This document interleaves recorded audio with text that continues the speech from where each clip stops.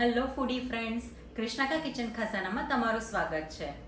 આજે આપણે બનાવીશું જલેબી, જે ફક્ત 20 મિનિટની અંદર જ આપણે રેડી કરી દઈશું. એકદમ ક્રિસ્પી બનશે, એકદમ જ્યુસી બનશે. તો ચલો એનો ફટાફટ વિડીયો જોઈ લઈએ. જો તમને મારા વિડીયોઝ પસંદ આવતા હોય તો લાઈક કરો, શેર કરો અને સબસ્ક્રાઈબ કરો. તો સૌથી પહેલાં જલેબી માટે આપણે ચાસણી બનાવી લઈશું. એના માટે અત્યારે મેં પેનની અંદર 1.5 કપ ખાંડ લીધી છે. તમે સેમ મેઝરમેન્ટ 2 કપ સાથે પણ લઈ શકો છો. હવે અંદર 1 કપ પાણી લઈ લઈશું. ખાંડ ઓગળી જાય ત્યાં સુધીને આપણે એને ગરમ કરીશું.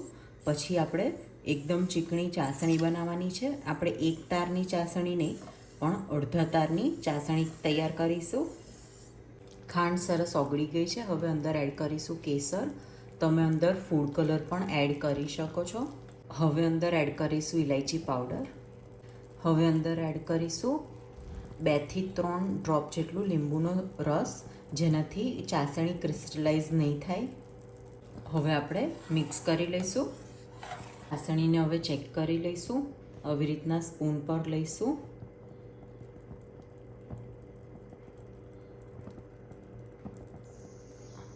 હજુ અડધો તાર થતો નથી. હજુ સહેજ 5 મિનિટ આપણે ચાસણીને ગરમ થવા દઈશું.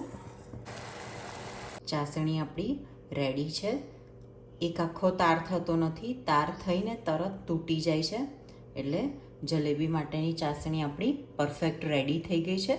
હવે ચલો આપણે એનું બેટર બનાવી દઈએ. તો સૌથી પહેલાં બોલની અંદર આપણે 1 કપ મેંદો લઈ લઈશું. 1 ટેબલ સ્પૂન ઘી લઈ લઈશું. હવે 1 ટેબલ સ્પૂન દહીં લઈ લઈશું.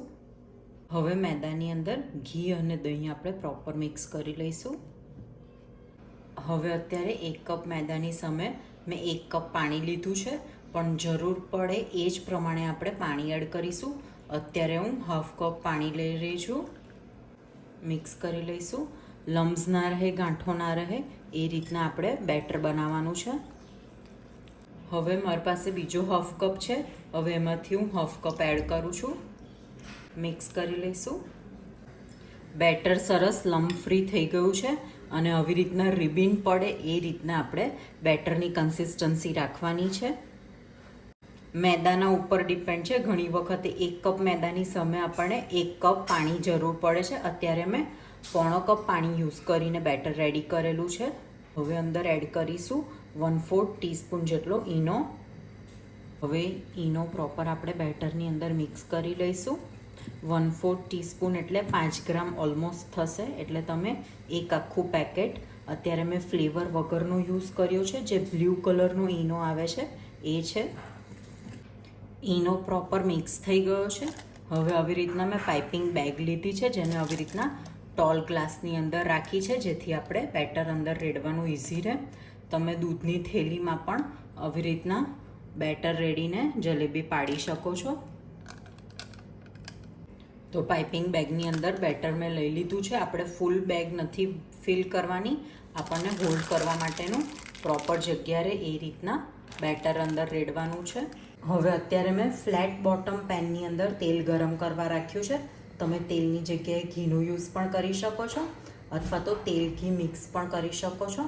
હવે આપણે જલેબી બનાવવાનું સ્ટાર્ટ કરી દઈશું.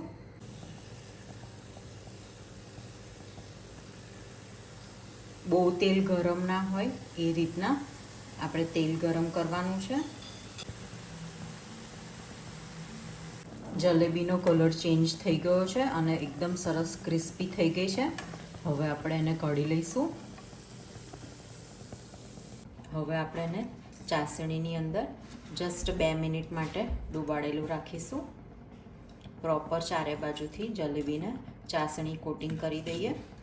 આપણે વધારે વાર અંદર સોક નથી કરવાની. તરત આપણે ચાસણીમાંથી બહાર લઈ લઈશું.